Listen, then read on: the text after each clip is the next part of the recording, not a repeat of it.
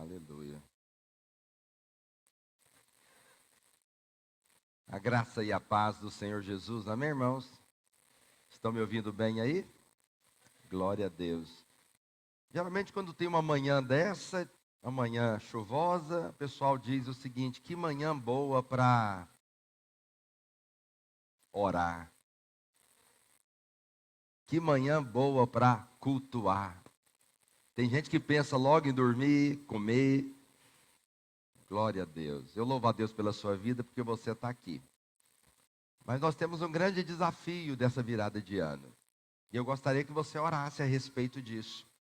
Nossa pandemia, nossa não, Deus me livre. Sei lá de quem é esse negócio, né?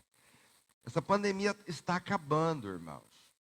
Nosso limite no prédio já é de 75%.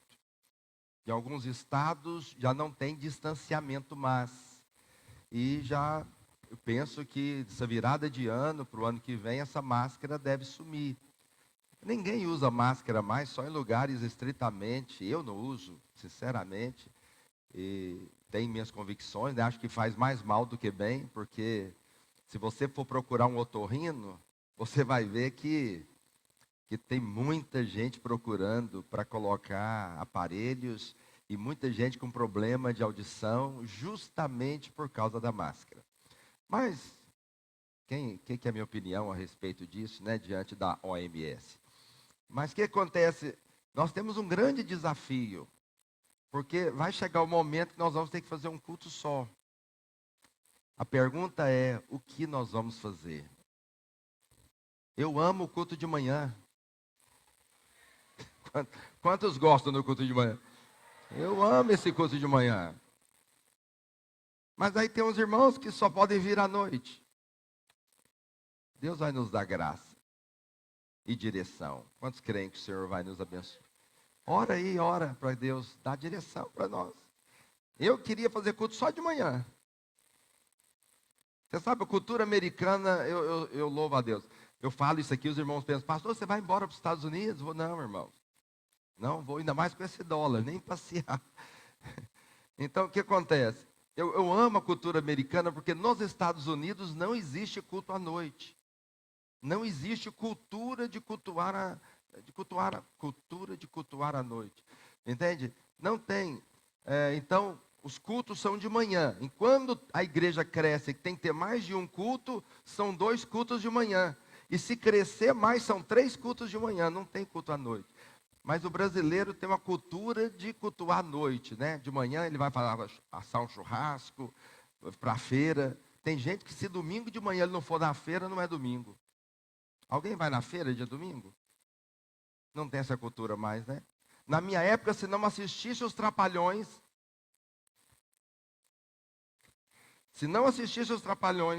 não comesse macarronada e não fosse na feira, não era domingo.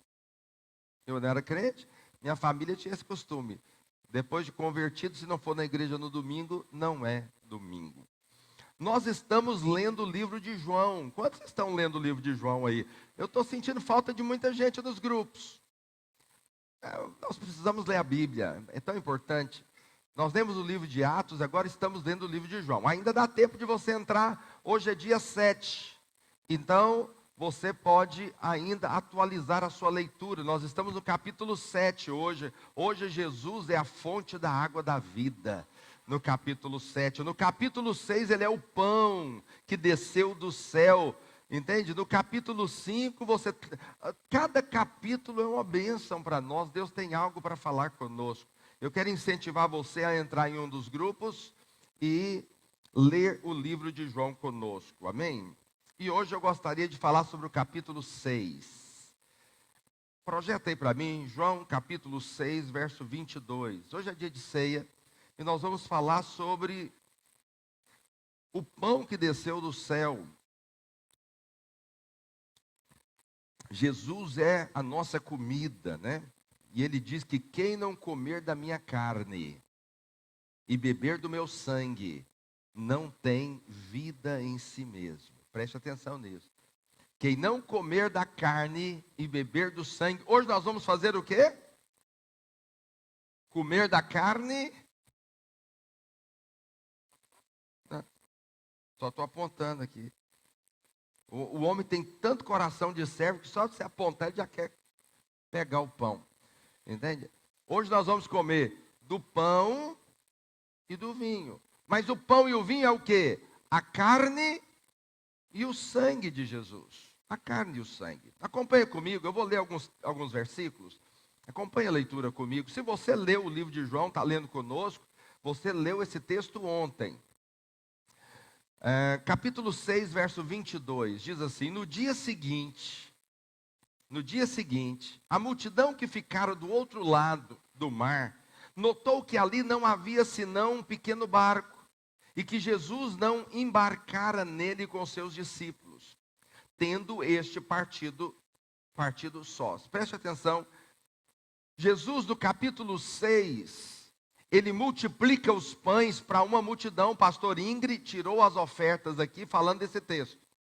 Ele multiplicou os pães e alimentou 5.000 homens. Se tinha 5.000 homens, quantas mulheres tinham? 10.000. Tem muito mais mulher do que homem. Deu quanto? 15. E se tinha 15.000 adultos, quantas crianças tinham? Então, eu estou chutando aqui de 20 a 25.000 pessoas. Jesus multiplicou os pães e alimentou 25.000 pessoas. Aí Jesus então atravessa o mar. E agora essa multidão está procurando Jesus. Por isso nós estamos lendo. No dia seguinte, a multidão que ficara do outro lado do mar notou que ali não havia senão um pequeno barco, e que Jesus não embarcara nele com seus discípulos. Então estes partindo sós. Entretanto, outros barquinhos chegaram de Tiberíades, perto do lugar onde comeram o pão, tendo o Senhor dado graças. Quando, pois, viu a multidão que Jesus não estava ali, nem os seus discípulos, tomaram os barcos e partiram para Cafarnaum à sua procura. E tendo-o encontrado no outro lado do mar, lhe perguntaram: mestre, quando chegastes aqui? Respondeu-lhe Jesus: em verdade vos digo, vós me procurais não porque vistes sinais, mas porque comestes dos pães e vos fartastes. Trabalhai não pela comida que perece, mas pela que subsiste para a vida eterna, a qual o Filho do Homem vos dará, porque Deus, o Pai, o confirmou com o seu selo. Dirigiram-se, pois, a ele perguntando: que faremos para realizar as obras de Deus? Respondeu-lhe Jesus: a obra de Deus é esta. Qual é a obra de Deus, irmãos? Qual é a obra de Deus? Que creais naquele que foi enviado. Pula lá agora para João 6,48. Os discípulos então os fariseus começam então a confrontar Jesus, porque Jesus está falando de comida. E ao confrontar Jesus, ele então rebate os fariseus no capítulo 6, verso 48. Diz: eu sou o pão da vida. Vossos pais comeram maná no deserto e morreram. Este é o pão que desce do céu, para que todo que nele comer não pereça. Eu sou o pão vivo que desceu do céu. Se alguém dele comer, viverá eternamente. E o pão que eu darei pela vida do mundo é a minha carne. Preste atenção. Disputavam, pois, os judeus entre si, dizendo: como pode este dar-nos a comer a sua própria carne? Respondeu-lhe Jesus: em verdade vos digo, se não comerdes a carne do Filho do Homem, e não beberdes o seu sangue, não tendes vida em vós mesmos. Vou ler de novo, merece ler de novo. Respondeu-lhe Jesus: em verdade vos digo, se não comerdes a carne do Filho do Homem, e não beberdes o seu sangue, não tendes vida em vós mesmos. Quem comer a minha carne e beber o meu sangue, tem a vida eterna, e eu ressuscitarei no último dia. Diga aleluia. pois a minha carne é verdadeira comida, e o meu sangue é verdadeira bebida. Quem comer a minha carne e beber o meu sangue, permanece em mim e eu nele. Preste atenção aqui. Eu disse para você que no capítulo 6, Jesus multiplicou os pães. Multiplicou o quê? Pães. Pães é o quê? São o quê? Comida natural. Comida natural, é um tipo de comida. E ele então multiplica os pães e alimenta toda aquela multidão. E eles são saciados. Aquilo foi um grande milagre. 5 pães e 2 peixes, multiplicados para 25.000 pessoas. Todos comeram e se fartaram. A Bíblia diz que sobrou 12 cestos cheios. Por que 12 cestos? Porque foram os 12 apóstolos que recolheram. Mas a pergunta é, para quem foi dado esses 12 cestos? Pastor Ing ministrou aqui sobre a oferta. E o rapaz estava lá e deu 5 pães e os 2 peixes. Depois que sobrou 12 cestos cheios. Eu vou te contar a história desse menino. Só para completar a oferta aqui do pastor. Preste atenção. Ele ofertou os pães e os peixes. Porque o sujeito foi pescar e a mãe preparou para ele uma marmita. Colocou 5 pãezinhos para ele ir pescar e trazer os peixes para o almoço. O menino não pegou nada. 2 lambari. 2 piauzinhos. Corró. Entende? Para quem conhece de pesca. Volta chateado, triste. Meu Deus, o que nós vamos comer hoje? E ele encontra um povo, uma multidão imensa. E está atravessando. O menino é curioso. Entrou no meio para ver o que é. Estão falando, não tem comida, não tem comida. O menino falou, eu tenho. Tem 5 pães que eu levei, nem comi, perdi a fome. E tenho 2 peixes, 2 corró. Está aqui. Entregou. Os apóstolos pegaram e falaram para Jesus, só tem 5 pães e 2 peixes. Jesus multiplicou aquilo. Todos comeram e se fartaram, sobrou 12 cestos cheios. Terminou, eles falaram para o menino, leva para sua casa 12 cestos cheios. Quem oferta 5 pães e 2 peixes, sempre vai ter na sua casa 12 dispensas cheias de comida. Você está entendendo? Mas aí ele dá alimento para todo mundo. Mas acontece que essa multidão agora vai atrás de Jesus. E ao ir atrás de Jesus, não encontra Jesus. Eles vão atrás de Jesus no mesmo lugar que ele multiplicou os pães. Cadê Jesus? Cadê Jesus? E não encontra. E eles então ficam procurando onde ele está. Pegaram os barcos que vieram de Tiberíades e atravessaram o mar. E encontraram Jesus. E ao encontrar Jesus, eles falam, Senhor, o Senhor chegou aqui. Quando é que o Senhor estava? Nós estávamos te procurando. E Jesus então dá uma resposta para eles. Eu vou ler de novo com você o verso 26. O que Jesus fala para eles? Fala o seguinte, respondeu-lhe Jesus, em verdade vos digo, vós me procurais, não porque vistes sinais. Vocês me procuram porque comeram os pães que eu multipliquei.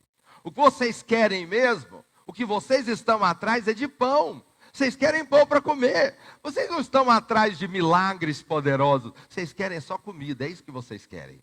Foi isso que Jesus falou para eles. Agora preste atenção. O Senhor não está condenando a multidão por ir atrás dele interessados. Você acha que Deus condena você porque você vai orar interessado em receber algo? Não. Deus não nos condena. Jesus não condenou-os. Jesus estava dizendo para eles, não trabalhem pela comida que perece, eu tenho uma comida melhor para vocês. Alguém pega o garotinho? O que acontece? Jesus não estava condenando eles, Jesus estava dizendo para eles o seguinte, vocês estão atrás de um pão natural, mas se eu der um pão espiritual para vocês, vocês vão ser preenchidos espiritualmente e ainda vão ter o pão natural. Os irmãos estão me entendendo? Por isso que Jesus diz o seguinte, buscai em primeiro lugar o quê? As outras coisas e o reino vai ser acrescentado. Buscai em primeiro lugar o reino e a sua justiça. O pão espiritual, a comida espiritual. E depois as outras coisas serão acrescentadas. É isso que Jesus estava dizendo. Mas Jesus não condena. Sabe por quê que ele não condena? Porque tem gente que só vai converter por uma necessidade. Esse é um fato da vida. Então, deixa eu te dizer algo. Quem tem dinheiro, tem saúde, tem família. Como é que esse sujeito vai converter? Como que ele vai converter? Como que ele vai reconhecer que ele precisa de Deus? Só se tiver uma grande necessidade na sua vida. Enquanto não vier uma necessidade, é muito difícil essa pessoa quebrantar o coração. Ele vai ouvir a mensagem falando, mas vocês estão falando isso aí, mas eu sou muito abençoado. Vocês estão falando isso aí, mas eu tenho dinheiro. Vocês estão falando isso, eu tenho uma casa boa, eu pago os meus impostos. E aí, o que acontece? No capítulo 3 de João, o Senhor começa com todas as histórias do livro de João, que são 9, para ilustrar a necessidade de transformar morte em vida. Começa com Nicodemos, e Nicodemos é maravilhoso, porque a mulher samaritana no capítulo 4 era uma mulher imoral. Você vai ver um cego de nascença lá na frente, que precisa de uma cura. Você vai ver um homem que 38 anos estava à beira do tanque de Betesda, precisando de uma cura. E você fala, pastor, essas pessoas precisam de Deus. Mas eu te pergunto, Nicodemos precisava de Deus? Nicodemos era da alta sociedade, tinha dinheiro, tinha família, lavava o carro uma vez na semana, não traía mulher, pagava suas contas, não sonegava imposto, era corretíssimo. E ele foi ter com Jesus perguntando, o que é que eu tenho que fazer para ter a vida eterna? Por quê? Essa história está registrada justamente para mostrar que a nossa necessidade não é o pão natural, a nossa necessidade é do pão espiritual. Todos nós precisamos de Deus. Você pode falar para o seu vizinho, todos nós precisamos de Deus. Todos nós. Aí esse povo chega. Jesus não os condena. Pelo contrário, todas as vezes que as multidões foram a Jesus, encontraram, tiveram respostas, tiveram bênção. Entende? Então ir ao Senhor não é errado. Nós só não podemos permanecer, depois que você conhece, se arrepende, permanecer com o mesmo coração, buscando em primeiro lugar o pão natural. Aí você precisa conhecer o amor de Deus e o propósito de Deus. Diga comigo, o amor de Deus e o propósito de Deus. Quando você nasce de novo, você tem que conhecer essas duas coisas. Você tem que saber que é amado de Deus. Quantos são amados aqui? Diga aleluia. Se você não entender o amor de Deus, você não vai amar o próximo, não vai amar a Deus, não vai servir a Deus, não vai fazer nada, porque você não entendeu. Mas quando você compreende o quanto você é amado, você sabe que você é guardado e protegido pelo Senhor. Mas você tem que conhecer o amor de Deus e o propósito de Deus. Deus tem um propósito para a sua vida. Você entendeu o que eu falei? O propósito de Deus na sua vida não é ser um empresário. Propósito de Deus da sua vida não é ser um médico. Propósito de Deus da sua vida não é ser um juiz. Propósito de Deus da sua vida não é ser um empresário bem-sucedido. Essas coisas são as coisas que serão acrescentadas. Mas você é um grande homem de Deus. E como homem de Deus, o Senhor vai acrescentar a empresa, vai acrescentar a medicina, vai acrescentar ser um juiz, mas não é isso que define você. Você não é a sua profissão, você é filho amado de Deus, e aonde você chega, você exala o bom perfume de Cristo. Por isso que as pessoas são transformadas. Entende? Muita gente fala, pastor, o propósito da minha vida é formar, é passar num concurso. Isso não é o propósito da sua vida. Buscar em primeiro lugar o pão do céu, e a empresa vai ser acrescentada, e a medicina vai ser acrescentada, e você ser juiz vai ser acrescentado, mas você busca primeiro é o pão que desceu do céu. É o pão que desceu do céu. Quantos estão comigo dessa manhã? Nesse contexto, é que Jesus diz, quem não comer da minha carne e beber do meu sangue, não pode ter vida em si mesmo. O que Jesus está querendo dizer é o seguinte, vocês precisam de um pão superior. Projeta aí para mim o verso 51, João 6, 51. Ele diz assim, eu sou o pão vivo que desceu do céu. Se alguém dele comer, viverá eternamente. e o pão que eu darei pela vida do mundo é a minha carne. Jesus está mostrando a diferença de dois tipos de alimento, ou dois tipos de pães. Preste atenção. Qual foi o primeiro pão? Qual foi o primeiro pão? O primeiro pão caiu no deserto. Era chamado de quê? Maná. A farinha caía, o povo pegava e comia o pão feito do maná. Esse pão é um pão natural, que vinha do céu para alimentar o povo. Ok? Qual que é o segundo pão? O segundo pão também veio do céu, mas não é o maná. O segundo pão é Jesus. O Senhor diz: vocês comeram o maná no deserto, seus pais comeram e morreram. Mas quem de mim se alimenta, por mim viverá. Seus pais comeram o maná e morreram. Mas preste atenção, quem comer desse pão e morrer, eu ressuscitarei no último dia. Vê a diferença? Jesus chega a dizer que esse pão, nada é semelhante ao que Jesus é. Esse pão é o pão da lei. Esse pão que desceu no deserto é o pão da lei, é o pão de Moisés. Ele não serve para mim e para você. Ele é o pão que condena os homens. Aqui é o pão que justifica o homem. Pastor, você está falando coisas profundas? Não, está escrito no capítulo 6. Quem leu ontem sabe. Jesus está dizendo: em nada esse pão é semelhante ao outro. Em nada. Não existe semelhança. Eu sei que nós gostamos de pregar que o pão que desceu do céu, o maná, é Cristo para as nossas vidas. Você pode usar isso como alegoria. Nós fazemos isso, os pastores. Mas Jesus está dizendo que não é semelhante. Não tem nada semelhante. Esse pão aqui não é igual a Cristo. Esse pão é o pão da condenação, pão da lei. Mas esse pão é o pão que justifica você. Está me entendendo? Não é uma comida natural. É uma comida espiritual. Por isso, preste atenção. Tudo aquilo que vai virando natural é pão da lei. Então, se você for num lugar e eles te der um lenço para você levar para ser abençoado, esse lenço é da graça ou da lei? Hã? Quem tem coragem de responder? É da lei. Se você chegar no lugar e te der um óleo ungido e falar: leva esse óleo aqui e unja a sua casa, esse óleo é da graça ou da lei? É da lei. Se tudo vai virando natural, se tudo é natural, então não é da graça, é da lei.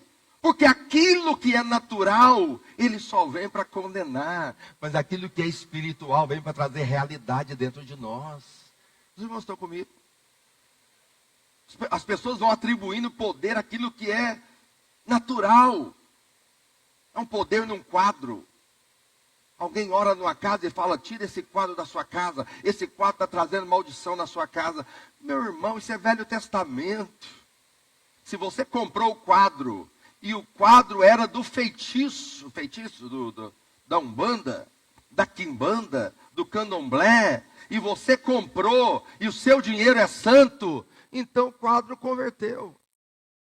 Está me entendendo ou não?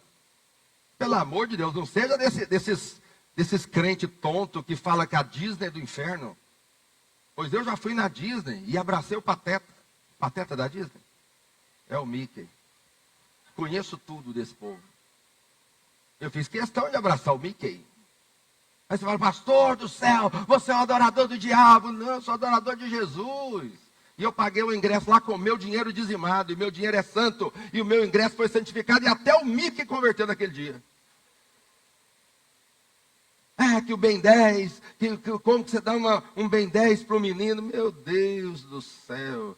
Você comprou, você é santo. O Ben 10 entrou na sua casa, converteu. E agora é crente. Você pode pôr junto com a sua criança. E vai ser uma bênção para eles brincarem. Está me entendendo ou não?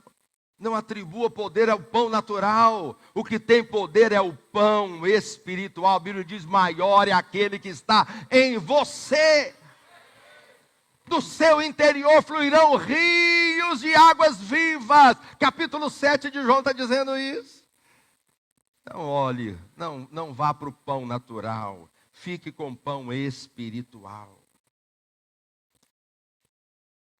Capítulo 6, verso 58.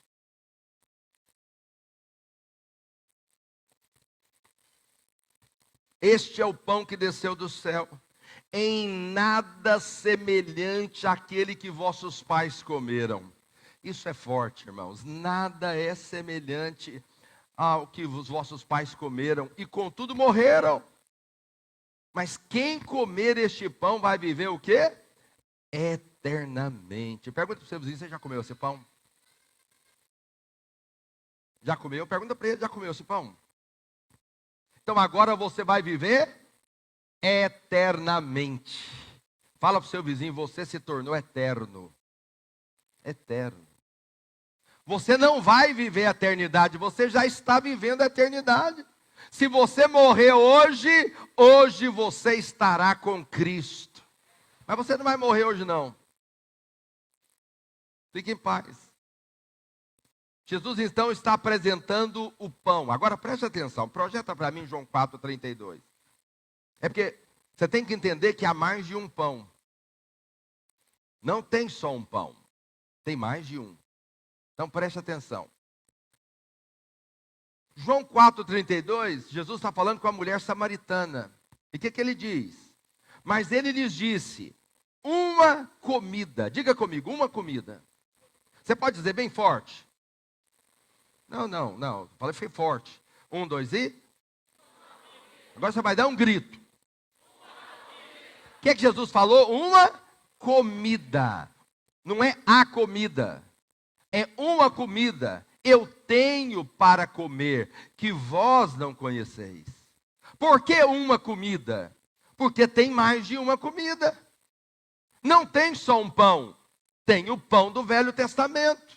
Tem o pão da lei. Agora preste atenção. Jesus não está falando algo novo.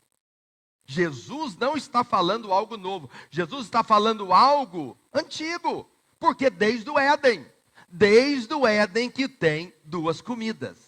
Pastor, duas comidas? Sim. No Éden tinha quantas comidas? A árvore da vida e a árvore do conhecimento do bem e do mal. Lá você tem dois pães. O pão da vida e o pão do conhecimento do bem e do mal. Aí isso é traduzido em figuras. Você tem Caim oferecendo uma comida que Deus não aceitou. E você tem Abel oferecendo uma comida que Deus aceitou. Você tem Saul reinando por uma comida que Deus rejeitou. Mas você tem Davi liderando com uma comida que Deus aceitou. Entende o que eu estou dizendo? Você tem Abraão com um chamado que é como o pão da vida. E você tem Ló acompanhando Abraão, que é como o pão do maná, o pão da lei. Entenda isso. Essas duas linhagens, elas vão vindo. Jesus chama os seus apóstolos, os seus discípulos, e entre eles tem um chamado Judas. Projeta aí para mim, Judas, ou João 3,2. João 3,2. Olha o que a Bíblia diz que aconteceu durante a ceia.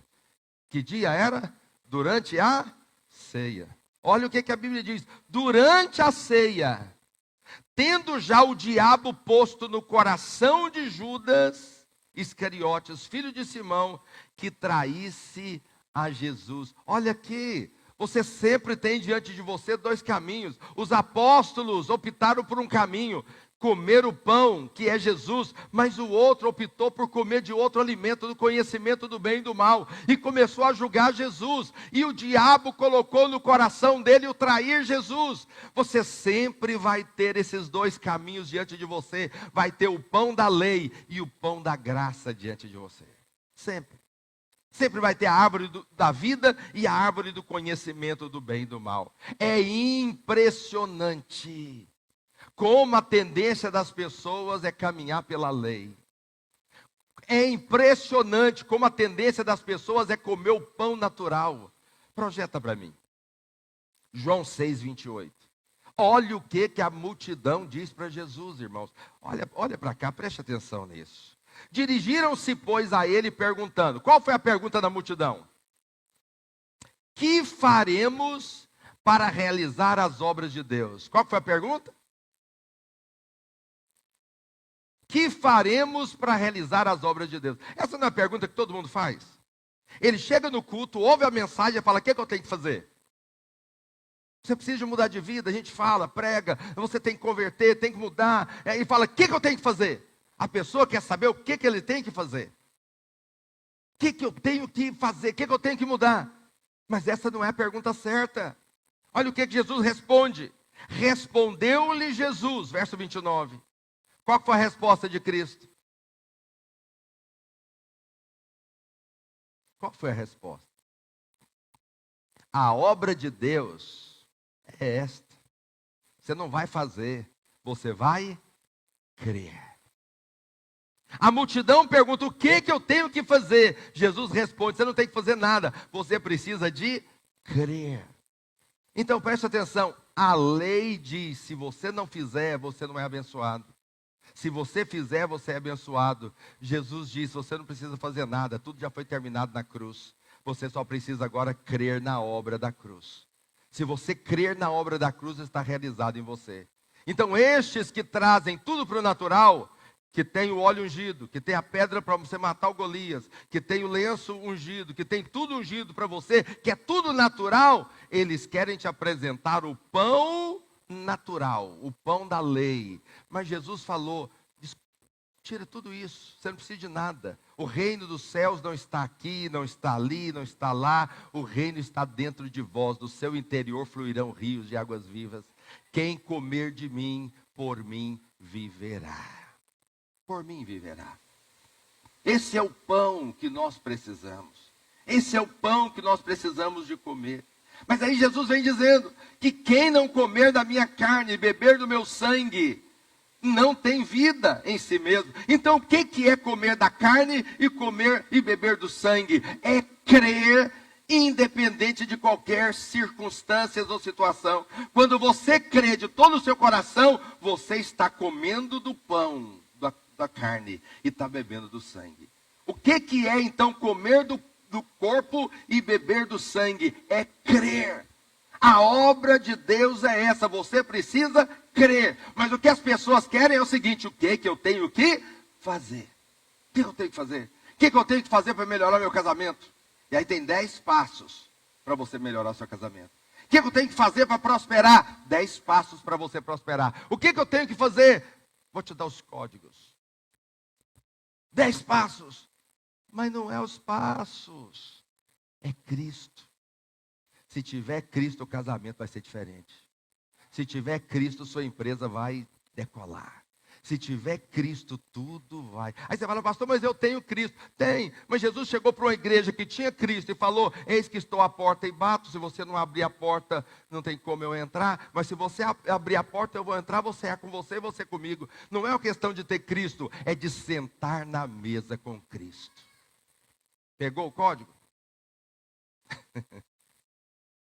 Os coaches dizem isso aí, né? Pega o código.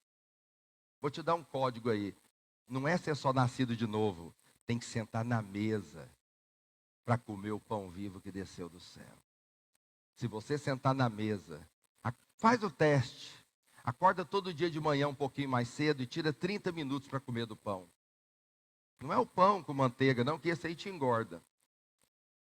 Mas tira 30 minutos e come do pão. Coloca uma musiquinha e começa a cantar de todo o seu coração. E começa a ler a Bíblia e medita nela 30 minutos por dia. Você vai ver se o seu casamento não é diferente.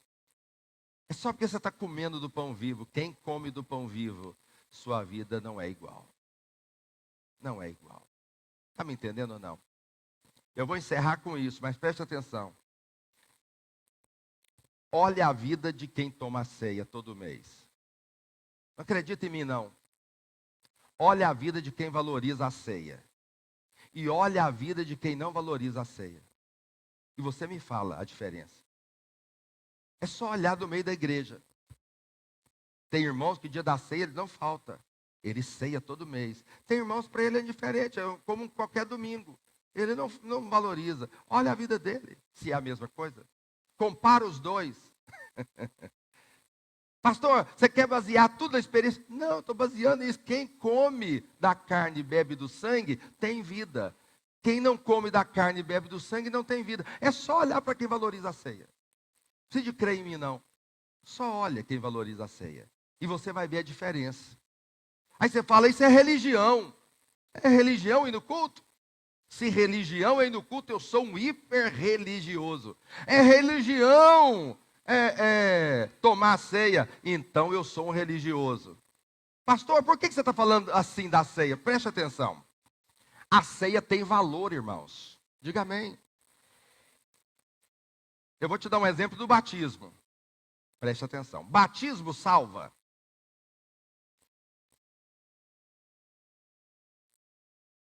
Você tem um pastor complicado, né? Ele quer que você responda as coisas. Batismo salva ou não? Jesus falou, aquele que crer e for batizado será salvo. Vou perguntar de novo. Batismo salva ou não? Batismo salva ou não? Não salva. Batismo não salva. Mas quem não é batizado não é salvo. Entendeu? Pegou o código? O batismo não te salva. Mas se você não batizar, você está mostrando que não é salvo.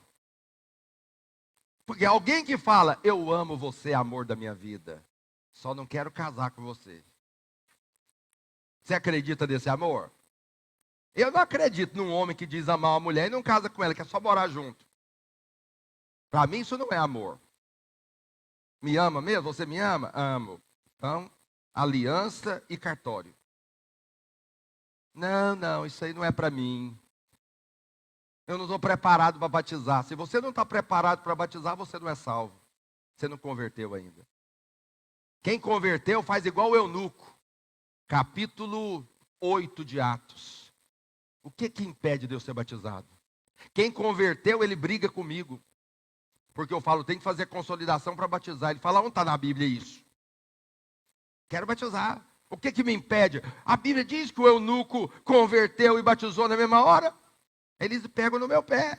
Porque quem nasceu de novo quer batizar. Quem enrola para batizar?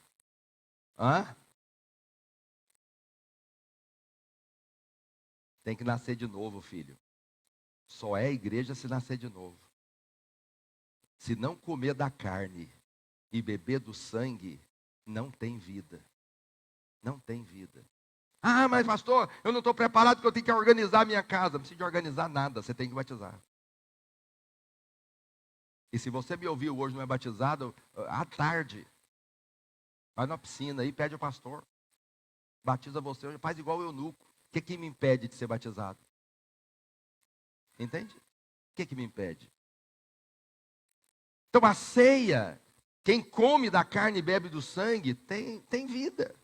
Mas como que eu creio? Como que eu como? Alguém coloca o horário aqui para mim, senão eu me perco. Como que eu como da carne e bebo do sangue? Se comer da carne e beber do sangue é crer. Como que eu creio? Eu vou te dar 3 coisas importantíssimas. Que você sabe, mas eu preciso relembrar para você. Está preparado? 3 coisas importantíssimas. Primeiro, você não vai comer a carne e beber o sangue. Não vai crer se você não descansar. O que eu falei? Descansar. Repita comigo. Por que você está falando fraco? Mais uma vez. O que você tem que fazer? Só que na cabeça de muitos descansar é o quê? Tirar férias. Descansar é o quê? Parar de trabalhar. É ou não é? Descansar é o quê? Dormir. Manhã boa para dormir. Entende? Na cabeça dele, descansar é não fazer nada. Esse é um grande engano. Eu vou ler um texto com você, Hebreus 4:11. Eu vou ler só esse verso, depois você lê o capítulo todo. Você vai entender. 4:11. Esforcemo-nos, pois, por entrar naquele descanso, a fim de que ninguém caia segundo o mesmo exemplo de desobediência. Esse texto está falando de quê? Preste atenção, você pode ler depois. Esse texto está falando da terra prometida, está falando de Canaã. Deus diz que entrar na terra prometida é entrar no descanso. Quem vai entrar em Canaã está entrando no descanso. Preste atenção. O que era a terra de Canaã? Era a terra que Deus deu ao povo. Mas essa terra tinha dono, sim ou não? Tinha. Então eles tinham que chegar nessa terra e tinham que guerrear e matar os seus inimigos. Eles tinham que chegar nessa terra, preste atenção, quando eles entram na terra prometida, o maná para. O maná só caiu no deserto. Quando eles entraram na terra prometida, o maná parou. Agora na terra prometida, eles precisam plantar e colher. Eles têm que cultivar, eles têm que matar o inimigo. Deus deu para eles uma terra que tinha dono, tinha gigantes. Os filhos de Anak estavam lá e eles tinham que derrotar esses gigantes. Agora eu te pergunto, essa terra Deus chamou de descanso. Uma terra de guerras e uma terra de plantar e colher. Calma aí, descanso não seria o maná no deserto? Que caia comida todo dia para eles? Mas o Senhor chama de descanso a terra prometida. Porque na terra prometida você guerreia no descanso. Você cultiva no descanso. Você trabalha no descanso. Então o descanso não é não fazer nada. O descanso é você saber que você é amado de Deus. E mesmo no seu trabalho, coisas dando errado, você sabe que no final tudo vai dar certo. Porque você tem um Deus que cuida de você. Descanso é você saber que o Senhor está com você. Aonde você chega, Ele chega com você. É você saber que Deus está no controle de todas as situações. É quando tudo parecer estranho, você sabe que tem um Deus assentado no trono, que governa a sua vida, que nada foge ao controle de Deus. E por fim nós saberemos que o Senhor me levantará, de Jó. Entende? Por quê? Porque é assim que Deus faz. Agora preste atenção, o que é descanso então? Descanso é não trabalhar? Não. Descanso é trabalhar, crendo que Deus vai te prosperar. Descanso é você ter uma enfermidade e você dizer, eu vou descansar em Deus, porque eu sei que Deus, no final das contas, vai me abençoar, vai me curar. Descanso é você estar num casamento e saber que em meio a todas as confusões, você sabe que você de fato casou, e que você tem um casamento, que você tem uma família, e que Deus está no controle de todas as coisas. Entende isso? Isso é descanso. Descanso não é ficar sem fazer nada, descanso é fazer na presença de Deus, sabendo que Deus cuida de você. Quantos creem que Deus cuida de você aqui? Segundo, não é só descansar. João 6:28. Dirigiram-se, pois, a ele perguntando, que faremos para realizar as obras de Deus? Você precisa renunciar ao merecimento próprio. O que eu falei? Merecimento próprio. Você tem que descansar, mas você tem que renunciar ao merecimento próprio. Eles falam, o que nós temos que fazer aqui para realizar a obra? Por que eles querem realizar? Porque quando você faz, você é glorificado. A glória é sua. Quando Deus faz, a glória é dele. Qual que é mais fácil, irmão? Seja honesto. Mais fácil você depender de Deus para Deus fazer? Ou mais fácil você ir lá e pôr a mão na massa e fazer? As pessoas veem muito mais fácil colocar a mão na massa e fazer. E eu vou te falar, a pressão em cima de nós é muito grande. Os religiosos nos pressionam o tempo todo dizendo, mas aí não vai fazer nada. Eu lembro, quando eu cheguei em Palmas, a nossa igreja tinha 40 membros. 40 não, perdão. Reunia com convidados 40 membros. Devíamos ter uns 25 membros. Na minha chegada, na recepção da minha chegada, tinha 40 pessoas com convidados da cidade inteira. Entende? Tinha 40 pessoas. Preste muita atenção. E eu falava no culto, irmãos, essas cadeiras vão ser poucas. Nós tínhamos 100 cadeiras. Essas cadeiras vão ser poucas para nós. Eu lembro que eu falava, profetizava, nós vamos crescer, vamos avançar. E um irmão bateu no meu ombro e falou: pastor, ninguém aguenta mais o senhor. O senhor fala, fala, mas não faz nada. A pergunta é: o que vamos fazer? Essa é sempre a pergunta. O que nós vamos fazer? Quem é da lei sempre pergunta para você: o que nós vamos fazer? O senhor fala, fala, mas não está fazendo nada. O que nós vamos fazer? A pressão é essa. O que você vai fazer para mudar seu casamento? O que você vai fazer para mudar essa empresa? O que você vai fazer? Eu quero dizer para você: não faz nada não, descansa. Deixa Deus fazer na sua vida. Sabe por quê? Se você fizer, a glória vai ser sua. Mas se Deus fizer, a glória vai ser dele. Eu duvido que Abraão e Sara poderia se gloriar em ter Isaque. Eu duvido. Eu acho que eles poderiam gloriar de ter Ismael. Realmente, Sara poderia dizer: eu tive uma boa ideia. Convenhamos, minha ideia foi top. Dorme com Agar e tem Ismael. Ou seja, resolvi o problema. Nós temos que ser proativos. Tecnologia, para frente, ideias, inovações, não é os termos de hoje. Temos que ter inovações. Entende? E eu tive uma grande ideia, uma iniciação, e aí você então dormiu com Agar e nós tivemos. E Abraão poderia dizer: mas a glória foi minha, porque o sêmen é meu. Entende? Eu de fato fiz a criança. Poderiam se gloriar em Ismael, mas eu te pergunto: tem como gloriar em Isaque? Tem como eles dizerem: fomos nós? Não. Um não podia ter mais filho, Deus esperou o outro também não poder ter. Quando era uma vergonha nacional ter filho, Deus falou: agora vocês vão ter. Foi tão vergonha que Sara riu. E quando a mulher ri de algo, como você está rindo agora. Entende o que eu estou dizendo? Por quê? Porque tem coisas que são absurdas. Quando Deus faz, não tem como gloriar.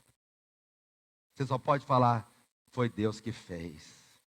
Eu tenho essa empresa aqui porque Deus me deu. Eu tenho esse casamento, foi Deus, porque se fosse de mim eu já tinha separado. Eu tenho o que eu tenho porque Deus me deu. Você pode dizer que você tem o que tem porque Deus te deu? Porque se foi esforço seu, é Ismael. Mas se foi Deus que fez, a glória é de Deus. Então renuncie esse merecimento próprio, de bater no peito e dizer: eu sou bom, eu que faço. Eu quero dizer para você que tudo é favor de Deus na sua vida. Tudo é favor de Deus na sua vida. Terceiro, andar por fé. A resposta, verso 29, respondeu-lhe Jesus: a obra de Deus é esta, que creais naquele que por ele foi enviado. Diga comigo: andar em fé. Nosso Deus. Vou falar de novo. Andar em fé. É muito importante você entender que você tem que descansar, que você tem que renunciar ao merecimento próprio, mas tem que andar em fé. Aí você fala: pastor, agora complica um pouquinho. Complica. Se você não tiver mente espiritual, você não vai entender. Porque agora quem crê, faz. Pastor, você acabou de falar para Adão fazer. Não vai fazer. Mas quem crê sempre faz. Entende o que eu estou dizendo? Parece uma confusão, não é? O Senhor falou para o cego: você crê que pode ser curado? Creio. Então vai no tanque e lava. Ele foi lá no tanque e lavou. Mas se ele ficasse parado, isso só mostrava que ele não cria. Quem crê sempre está fazendo algo. Mas o fazer de quem crê, preste muita atenção aí, pega o código.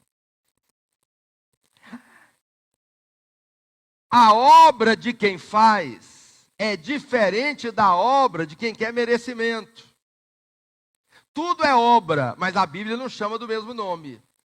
Gálatas 5,19. Gálatas 5,19. Preste atenção agora. As obras da... Agora eu quero uma voz de trovão aí. Repita comigo. As obras da... De novo. Completo. As obras... Então, a carne tem o quê? Obras. A carne tem o quê? Gravou? Pegou o código? Agora, 22. 5:22. Mas o fruto do... Então, o Espírito tem o quê? E a carne tem o quê? Mas é a mesma coisa. O fruto é obra também. Mas não é obra para merecimento. É um fruto que vai produzir. Se você tem raiz, vai produzir algo. Os irmãos estão me entendendo? Mas aqui você faz... Vou te dar um exemplo. Preste muita atenção. Quem é dizimista aí? Você pode dizimar para ser abençoado. Isso é o quê? Obra da carne. Ou você pode dizimar porque você é abençoado. É o quê? Fruto do Espírito. Entendeu a diferença? É diferente. É totalmente diferente. Mas está fazendo, sim. Mas você não faz como raiz. Você faz como fruto. Entende o que eu estou dizendo? Então preste atenção aqui agora. Se você lidera como raiz, larga hoje. Larga hoje. Você tem que liderar como fruto. Se você vem no culto como raiz, continua vindo até você mudar. Para não. Você precisa ouvir a palavra todo domingo. Mas você deveria vir no culto como fruto. Qual que é a diferença? Eu preciso no culto porque eu sou crente vai do culto, e crente tem que ir, porque eu tenho que bater o ponto, senão o pastor vai ficar preocupado comigo, o pessoal vai sentir minha falta. Isso aqui é raiz. E eu vou no culto porque eu preciso da bênção de Deus. Isso aqui é o que é raiz. Mas o fruto é o seguinte: meu Deus do céu, como Deus me abençoa. Eu sou tão abençoado. Hoje eu quero cultuar a Deus. Eu preciso cultuar a Deus. Eu vou para o culto, eu quero levantar minhas mãos para o Senhor e quero adorar de todo o coração, porque Ele tem me abençoado. Isso aqui é o que? Fruto. O culto é o mesmo. Um é raiz e o outro é fruto. Então você tem que andar pela fé. Porque tudo de Deus é pela fé. Tudo de Deus é pela fé. Fique de pé onde você está.